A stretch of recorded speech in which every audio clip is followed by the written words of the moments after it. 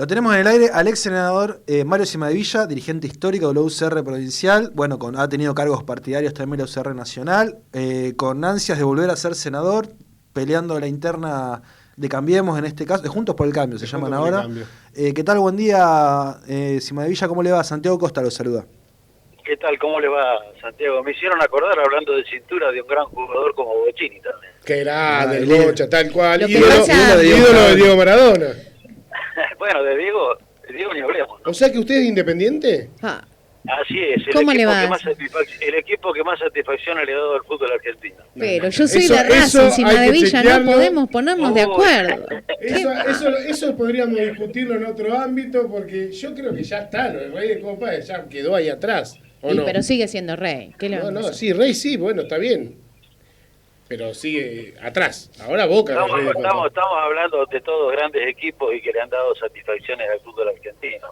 Racing fue el primer campeón del mundo que tuvo el fútbol argentino. Mira qué bien Cimadevilla, como Ahí sabe, cómo queda bien con el yo no sé si de política va a reconocer tanto el trabajo de algún peronista. No, yo no tengo una visión. Yo no me formé en el antiperonismo, Perfecto. A ver, nosotros empezamos a hacer política de la mano del doctor Alfonsín. Yo era pibe, pero lo recuerdo, los discursos de Alfonsín en la campaña del 83, y creo que fue el último discurso de un presidente convocando a todos. Él hablaba de ir detrás de objetivos, de denominadores comunes, llamaba él. El denominador común en aquella época era recuperar la democracia y superar 50 años de dictadura. Núcleos de conciencias básicas, le dijeron. Y él en su discurso hablaba de Perón, hablaba de Evita, Sí. hablaba de Lisandro de la Torre, de Palacios. Es decir, yo no me formé en el anti. Es decir, aquellas luchas que habían llevado a la división de los argentinos en la década del 50, yo no las viví, no había nacido. ¿Y cree que hoy se vuelve a repetir esa época de los anti? En esa época también hubo mucho, el peronismo hizo un ayornamiento con la renovación peronista, me acuerdo el acercamiento de Cafiero con Alfonsín también. Pero el abrazo de Perón y Balbín, por ejemplo. Sí. El abrazo de Balbín había estado preso durante el último gobierno de Perón. Sí. Y ambos tuvieron la grandeza de entender que la confrontación, esta maldita grieta que hoy tenemos en la Argentina, no es ningún modelo de país, no es ningún proyecto de futuro. El odio al otro no es un modelo de nación, No.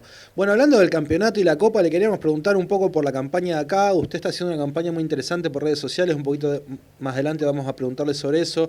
Yo le quería preguntar, porque obviamente usted tiene una plataforma o un montón de propuestas, no nos va a alcanzar el programa para hablar de todas, le quería preguntar específicamente si usted cree que es una buena propuesta o apoya esta iniciativa de Empresa Provincial de Energía que plantea la gente de Luz y Fuerza con la Fundación Patagonia Tercer Milenio, porque vi que varios sectores se han pronunciado sobre eso y quería preguntarle su opinión. Miren, yo estuve conversando con la gente de Luz y Fuerza este tema. Es una propuesta interesante. Hay dos temas a discutir con esta cuestión. Primero, nosotros en Chubut debemos haber sido, junto con Neuquén, las dos provincias que más proveyeron al mercado energético del país desde que se descubrió el petróleo hasta ahora. A esto hay que agregarle hoy la energía eólica, la energía hidroeléctrica. Nosotros consumimos tan solo el 20% de la energía que producimos y la pagamos más cara que en el resto del país. Fíjense la locura que ocurre hoy con el tema energético, que por ejemplo, producir un megavatio de energía en Futaleufú sale $6-7, se lo vendemos a Camesa a $8-9, y Camesa lo vende en cada una de las casas nuestras a más de $50.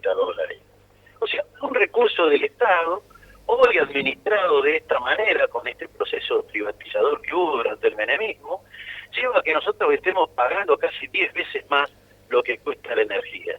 Y lo que es peor, donde hay gente que no puede pagar la boleta de luz, el Estado paga un subsidio para la energía que es del propio Estado.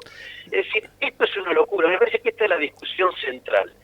Si la administración de esa energía la tenemos que hacer a través de una empresa del Estado, no sé, de un organismo autárquico, ¿de qué manera se podría agilizar y economizar la burocracia de la administración de la empresa? Es un tema a discutir. Pero lo que no me cabe duda, que hay que salir de este esquema donde estamos a merced de la avaricia de los que se quedaron con nuestros recursos energéticos. Le hago una pregunta, porque vi que el actual senador Luenzo, que se le vence el mandato ahora, a lo largo de sus años de senador, también digamos, insistió bastante con el tema energético de Camesa. ¿Qué puede hacer un senador en relación a esto? A efectos prácticos. Mire, mucho, y yo lo he hecho, yo estuve en el Senado, andan por ahí, por suerte se pueden ver en YouTube los videos donde se dieron este tipo de discusiones. Obviamente yo integré en esa época un bloque de 9 senadores, no teníamos número para cambiar absolutamente ninguna realidad, pero sí evitamos que se avanzaran sobre algunas cuestiones energéticas, cuestiones mineras, planteamos la privatización del mar, es decir, todo esto ocurre, es decir, que hoy tengamos una ley de hidrocarburos que nos permite cobrar solo el 12% de regalías, somos la provincia que menos regalía cobra, de un recurso energético que contamina y se va a agotar, pero de un recurso energético que no se va a agotar nunca y que no contamina como es el viento, no vamos a cobrar absolutamente nada. El mar lo tenemos privatizado. Bueno, perdón, Mario. Todo esto ocurre porque hay leyes. Hay una ley de hidrocarburos, hay una ley nacional de pesca, hay una ley nacional del viento, es decir, y esto se discute en el Congreso de la Nación. Bueno, Mario, pero discúlpeme porque a veces la gente se confunde con el tema, cuando se habla de la energía eólica y la parte impositiva, la ley Guinle daba incentivos fiscales hasta 2025, sí. Creo que es.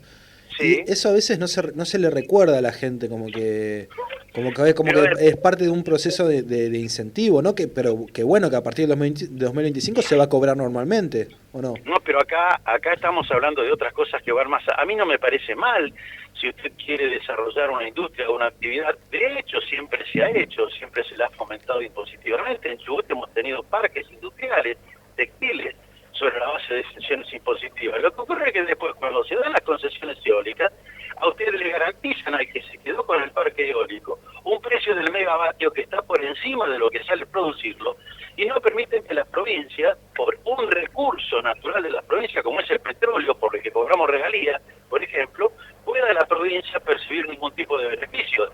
Esto ha desnaturalizado por completo aquel principio de fomentar la actividad, ¿verdad? Ahora, entiende, muy buenos días, Gonzalo Mondiro lo saluda. ¿Qué tal? Mario, ¿usted entiende que hay veces, o este tipo de discusiones, tienen que dejar de lado el partidismo y que el chubutense tiene que empujar todos juntos para lograr este tipo de cosas, teniendo en cuenta que somos una provincia chica? Obviamente. No hay posibilidad de peleas en la defensa de lo nuestro. Lamentablemente, desde el 2003 hasta ahora, y lo debo decir, y lo digo con dolor, no como reproche, hemos perdido la titularidad de todos nuestros recursos naturales, de todo. Fíjense en ustedes la paradoja que se da. A nosotros nos dicen que Chubut es una provincia rica, pero la riqueza no está en manos de los chubutenses. Hoy tenemos todo concesionado, hasta el recurso minero ya está concesionado. Y nosotros cobramos miserables regalías del petróleo y miserables regalías hidroeléctricas, nada por el viento. De la minería ni hablemos. Yo quisiera saber si los que están a favor de la minería venderían su casa o su auto tan solo por el 2% de lo que vale. Entonces hoy tenemos un Estado que no es sustentable, porque a pesar de estas riquezas que mencionamos, que ninguna ya nos pertenece, ni siquiera juntamos la plata para el funcionamiento del Estado, no podemos pagar los sueldos ni los gastos de funcionamiento. Estamos recurriendo al préstamo en dólares, a plazos fijos, a tasas altas. Es decir, si nosotros no revertimos este proceso de enajenación y volvemos a utilizar nuestras riquezas en beneficio de los chubutenses, no tenemos destino. ¿Y cómo se revierte? Hay que hacer un cambio legislativo, pero fundamentalmente es tener un cambio de actitud política. Yo no advierto en el peronismo en ninguna de sus fracciones dentro de la provincia que estén dispuestos a la recuperación de nuestras riquezas. Al contrario, fueron los que las enajenaron. Mario, ¿usted a qué se refiere cuando habla de privatización del mar? Y si el mar está privatizado, usted va, paga un permiso y hace lo que quiera dentro del mar, nadie lo controla. Dentro de las millas, digamos, de las provinciales y nacionales. Nadie lo obliga a procesar absolutamente nada. ¿Cuántas toneladas de pescado se tiran al mar? No les estoy diciendo, no les estoy dando ninguna primicia. No, pero capaz se puede avanzar un poco en lo que es, digamos, la pesca en Rawson, que generalmente es un sector que está muy vinculado a la política. Exactamente, es una verdadera mafia eso. Manejan la estiva, manejan los permisos de pesca, manejan las bodegas de los barcos, manejan todo. Tiramos al mar toneladas de pescado en un país donde hay hambre, pero no solo por el hambre, digamos. Esas toneladas de pescados que se tiran al mar significan al final del año, de la temporada, millones de dólares. Y significan la posibilidad de haberle dado trabajo a más de 100.000 personas. Esto lo leí el otro día en un artículo sobre pesca. Es decir, es una locura lo que estamos haciendo. ¿Y cómo fallan los controles, digamos? ¿Hay muy poca capacidad de controlar? No hay controles directamente. La complicidad que hay entre el poder político y los dueños de los permisos pesqueros, son otorgados en función de componendas entre funcionarios políticos y dueños de los barcos. Si esto lo sabe todo el mundo. Sí.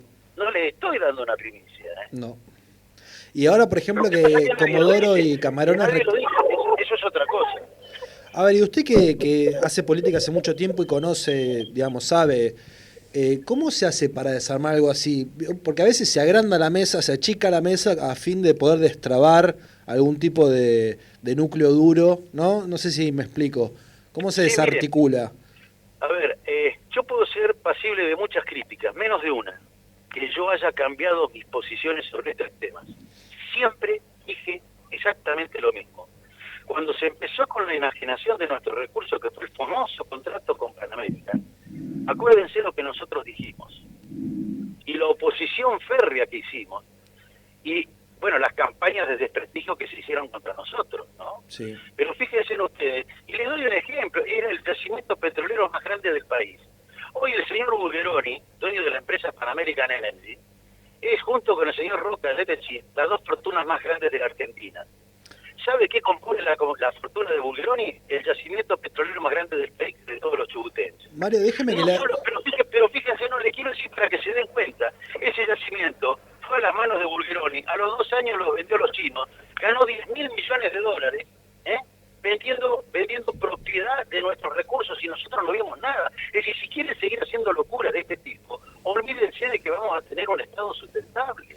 Bueno, le quería hacer una pregunta en relación a esto porque obviamente por su enfrentamiento histórico con Pan American Energy sabemos, digamos, que ustedes como, no sé si el enemigo público número 1 para ellos, pero cerca, y ellos suelen ser aportantes de campaña de otros partidos. Yo le quería preguntar, sabiendo que Pan American no le aporta su campaña, ¿cómo financia su campaña? ¿Con qué sectores?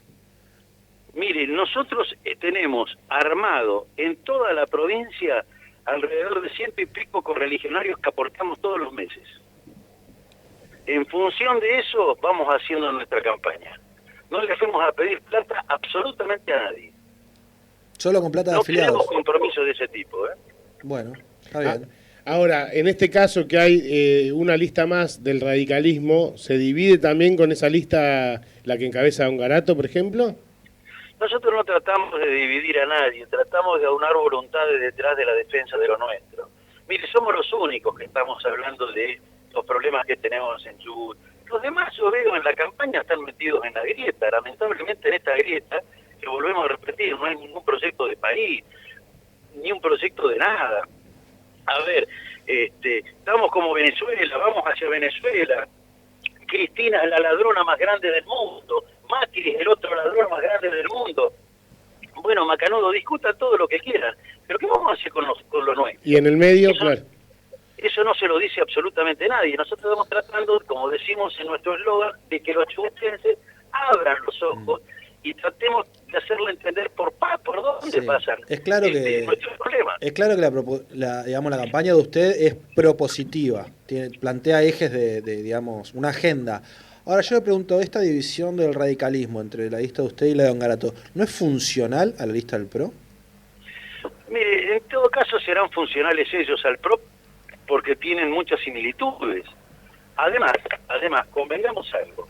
Esta discusión que se está dando hoy en el radicalismo de Chubut, ustedes observarán que se está dando en el radicalismo del país. Fíjense, por ejemplo, lo que está pasando con Manes, en la provincia de Buenos Aires. Es decir, habemos un grupo de radicales en todo el país que más allá de que en el 2015 hayamos acompañado Cambiemos como una opción electoral para cambiar el signo político que gobernaba la Argentina, no queremos seguir siendo más un instrumento del PRO. Queremos que el radicalismo tenga un protagonismo distinto, que vuelva a tener vigencia en sus valores. ¿Cree que el aparato real lo tiene el radicalismo en esta alianza con Cambiemos? Miren, hay un sector del radicalismo que sigue siendo funcional al PRO, también en la provincia, por supuesto. Sí, pero nuclea la mayoría de los intendentes, a los 2 legisladores. Mire, o sea... yo le digo una cosa, esto de que son la mayoría de los intendentes, ¿por qué no hablan con ellos? A ver cuántos intendentes avalaron esa lista y se van a caer de espalda. ¿Con los avales para la interna, dice? Pregunte, no sé, si James avaló esa lista, por ejemplo. Por darle un intendente. Además de Vici y Ongarato, no sé qué otro intendente la avaló. Además, le aclaro, le doy otro dato. La lista que más avales consiguió en más localidades de la provincia fue la nuestra. Sí, ¿Y cómo ve precisamente lo que pasó con la lista de Orlando Vera? ¿Estuvo bien invalidada para usted? Desconozco el tema. Realmente yo no estoy en el tema legal de la oficialización de las listas y demás. Están los apoderados de las listas. Nosotros no hicimos absolutamente ninguna impugnación, ¿eh?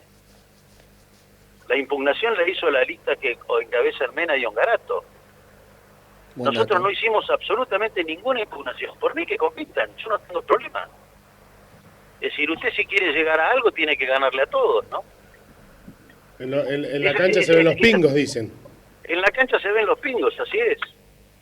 Así es. Además, las peleas políticas no se agotan en lo electoral. Combinamos que uno puede ganar o no una elección.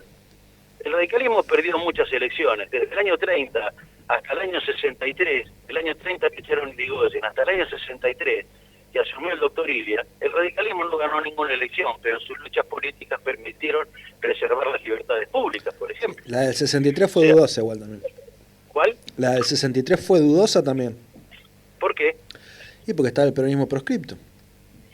Lo primero que hizo Ilia fue levantar la proscripción del peronismo, pero hubo fracciones del peronismo que participaron en la elección. Y es mentira de que Ilia ganó con menos de la mitad de los votos, porque en esa época había colegio electoral y la mayoría del colegio electoral lo votó Ilia. Bueno, pero Framini ganó la gobernación bonaerense y no lo dejaron asumir también, o estoy equivocado. Está bien, pero Frondizi también anuló elecciones, es decir, Entre Leo había ganado... Frondizi tampoco lo cuento. Pero superadas estas instancias de proscripciones, donde los enfrentamientos salvajes que había habido, las confrontaciones habían sido muy fuertes, no le veo sentido hoy volver a instalarlas, sobre el odio del otro hacer una campaña, ¿no? Me parece una locura. ¿Y cómo analiza en esta experiencia que usted tiene en varias elecciones, cómo analiza esta intermedia? Porque muchos hablan de que no es una intermedia más, de que es una intermedia donde el oficialismo nacional se juega mucho y la oposición nacional y distrital también se juega mucho.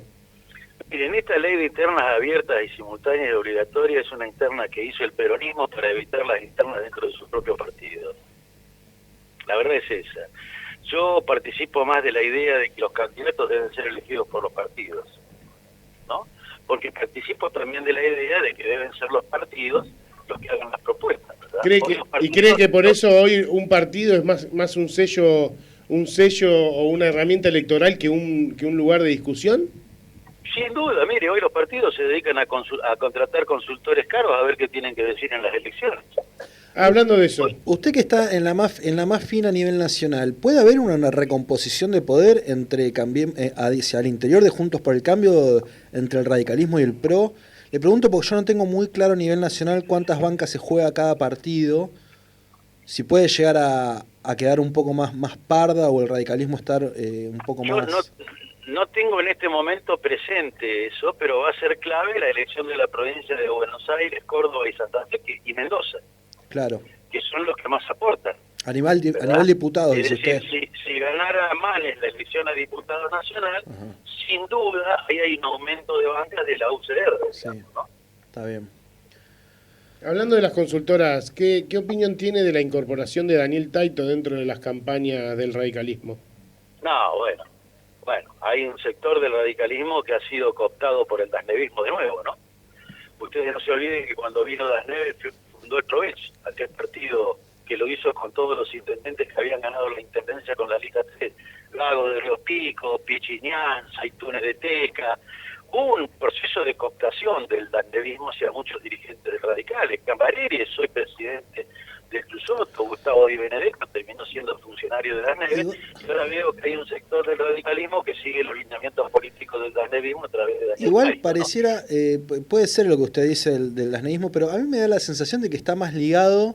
¿Vieron cuando dice el enemigo de mi enemigo es mi amigo? Bueno, yo creo que no Taito, sino el jefe de Taito, está muy de punta con Nacho Torres y el PRO, y creo que viene un poco por ahí también, como del enemigo Bueno, no de lo mi enemigo. no lo sé. A mí me parece que un hombre que tuvo a su cargo el desprestigio de la UCR durante todas las gestiones desde el 2003 hasta ahora, venga a decirle a un sector de la UCR lo que le tiene que decir a la población, me parece un disparate. Nosotros somos críticos a toda la entrega de recursos que inició precisamente el dasnevismo, ¿no? La cooptación del Poder Judicial que inició el dasnevismo, la entrega de los recursos, y que ahora viene un dasnevista a decirle a los radicales lo que tienen que decir, que quieren que les diga. Me parece una barbaridad. Me parece una barbaridad que el radicalismo calle la boca ante lo que dijo Torres ayer, de que los últimos 20 años la gobernaron ladrones, porque hace 20 años gobernaba el Isorume. Es inadmisible el silencio de la UCR frente a este agravio, ¿no? Sí, fue una barbaridad de Torres, aparte medio irresponsable la declaración. Yo le quería preguntar hacia el interior de la UCR si, bueno, usted es actor dentro de la pregunta que voy a decir, pero si más que un tema ideológico, no es un tema de renovación generacional lo que está pasando dentro de la UCR. Si no es una disputa entre la dirigencia histórica que puede encabezar usted y nuevas camadas. Mire, interesante la pregunta. Yo hago otra pregunta ahora. ¿Qué se entiende por renovación? ¿Cambiar uno de 60 por 2 de 30? ¿Uno de 70 por 2 de 35? ¿Uno de 50 por 2 de 25? ¿Es una cuestión etaria la renovación? ¿O la renovación es la adaptación del pensamiento, la adaptación de la defensa de distintos valores a lo que hoy está sucediendo? Claro, muchos interpretan que la renovación es tirar, entre comillas, a los viejos por la ventana. Bueno, si la renovación es tirar a los viejos por la ventana, bueno, vayamos a buscar tipos de 30, aunque no tengan ni idea de lo que van a decir, como está ocurriendo con algunos legisladores nacionales. Y les voy a contar una anécdota que es interesante. En una oportunidad estábamos tomando un café con el doctor Viglione. El doctor Viglione fue el único dirigente político de la provincia que fue todo. Fue intendente electo de Trelew en aquellas elecciones que anuló Frondizi, que recién hablábamos. Había sido el vicegobernador de Roque González. Había sido senador nacional, había sido gobernador de la provincia y había sido diputado nacional. Él era hincha de Huracán en Trelew. Un día estábamos tomando un café, había varios, y dice el doctor Atilio, yo me voy a meter a pelear la presidencia del Club Huracán. Entonces uno de los que estaba presente en la mesa le dice, doctor, déjese de jorobar, usted ya tiene más de 80 años, fue intendente, fue gobernador, fue diputado, fue senador, fue todo, déjese de jorobar, quédese tranquilo. Viglione lo miró y dice, mira, mijito, yo te voy a decir algo. Winston Churchill, enfermo y borracho, salvó a Inglaterra en la Segunda Guerra con 80 años. En la crisis más grande que tuvo Francia, en la crisis institucional más grande que tuvo Francia, De Gaulle con casi 90 años creó una nueva república. Y a los 20 años Nerón prendió fuego a Roma. Es decir, esta anécdota la cuento para que vean que la renovación no es solo una cuestión etaria, ¿no? Sí, está bueno lo que dice. A nosotros el otro día Jaguar nos dijo algo similar en el sentido de que un dirigente histórico cuando viene alguien atrás pretende que sea igual o mejor que él y no correrse y dejar a alguien peor, entre comillas, o menos formado en los términos que se quiera poner, y que también es verdad que muchas veces, para mal, muchos jóvenes son más conservadores que gente grande con formación que puede ser más reformista o lo que sea. Pero bueno, ese es un argumento que se suele plantear. También le quería preguntar, justamente usted lo dijo, la UCR prácticamente, yo vengo haciendo un chiste con esto porque me gusta la maldad, Perón tardó 18 años en volver al país y la UCR ya lleva 18 años de oposición en Chubut y le está costando volver al gobierno de Chubut. ¿Cree que tanto tiempo siendo oposición puede haber, no sé cómo expresarlo, generado una actitud en el radicalismo de oposición, justamente, de posición eterna, por decirlo de alguna forma? No, yo creo que el radicalismo, y en esto sí yo creo que tiene que haber un ayornamiento, ha sido complaciente con muchas de las políticas que han llevado adelante el radicalismo. Es más, hubo una gran confusión ante la parte de la población cuando veían a dirigentes radicales, como recién mencionaba, al lado de Las Neves, por ejemplo. Es decir, hemos sido menos críticos a la gestión de Alcioni que, por ejemplo, Linares. Linares tuvo una actitud mucho más crítica frente a las gestiones que había en la provincia que las que tenía el radicalismo. Esto es una falla del comité de provincia, sin duda, ¿no? Ahora, pero creo sí que el radicalismo tiene que tener otro protagonismo y bueno, frente a todo este desastre que soy Chubut, empezar a marcar con mucha claridad cuáles son las posiciones que hemos defendido, ¿no? ¿Y cree que se va a poder lograr de acá o de cara al 2023? Porque siempre son plazos electorales cada 2 años en definitiva. Sí, pero por supuesto que se puede lograr. Depende de que el radicalismo tome la decisión que hasta ahora no ha tenido de tener un protagonismo distinto. Miren, yo soy muy crítico. Hay una cosa que nadie sabe, pero se la voy a decir para que vean en la gravedad de la situación institucional de la provincia de Chubut. En este proceso de endeudamiento que han llevado adelante las autoridades provinciales, los 2 diputados radicales que hay hoy en el bloque acompañaron con su voto este proceso de endeudamiento. Este proceso de endeudamiento llevó a que Arcioni, con entidades financieras, renunciara a la inmunidad soberana de la provincia. ¿Qué es renunciar a la inmunidad soberana? Miren, cuando la provincia toma un préstamo y no paga la deuda, normalmente se va contra las regalías o se va contra la coparticipación. Renunciar a la inmunidad soberana significa que también pueden ir contra inmuebles de la provincia como una escuela. O sea, si la provincia dejara de pagar y un acreedor quisiera rematar una escuela o una comisaría, lo podía hacer. Y hubo un sector del radicalismo que acompañó esto. Ahí está Pagliaroli, Mena, Ongarato, que también quería plata para su municipalidad. Bueno, nosotros nos opusimos y nos oponemos. Y además me pregunto, los candidatos al Congreso Nacional, tanto senadores como diputados que impulse Arcioni, que son sus ministros, que refrendaron esos decretos de renuncia a la inmunidad soberana, ¿qué nos van a venir a decir? ¿Que van a ir al Congreso a defender a Chubut? Pregunto. Usted decía, Mario, que lo conoce bastante a Rafael Cambareri.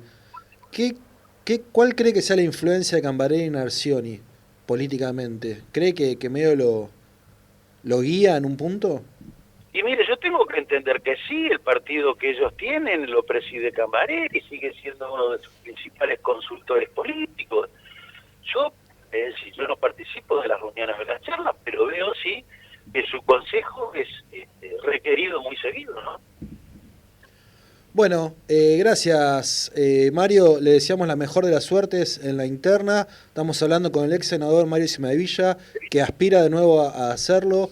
Va en la interna contra la lista de Sergio Ongarato y también de Nacho Torres. Así que bueno, la mejor de las suertes en la interna. Muchísimas gracias a ustedes por el deseo y por haberme llamado. Gracias, Mario. Seguramente vamos a estar nuevamente en contacto a lo largo de la campaña para ver cómo va, para ver cómo sigue todo esto de cara a septiembre y de cara a noviembre, si la pandemia lo permite. Con muchísimo gusto. Ha sido un gusto para mí. Les mando un abrazo. Ha sido un gusto para mí. Les mando un abrazo. Ha sido un gusto.